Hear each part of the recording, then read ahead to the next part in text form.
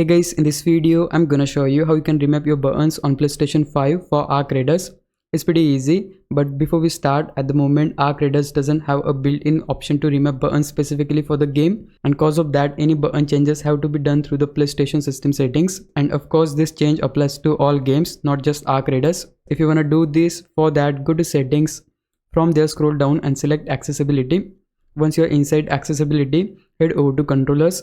Here you'll see an option called custom button assignments for DualSense wireless controller. Select it and then turn on custom button assignments. After enabling it, you can swap the left and right analog sticks or fully customize the button layout. You can choose any button on controller and remap it to whatever function you want. When you're done, simply apply the settings and your controller will work based on the new button layout you have assigned. If you ever wanna reset everything, just select the reset option and your controls will get back to default.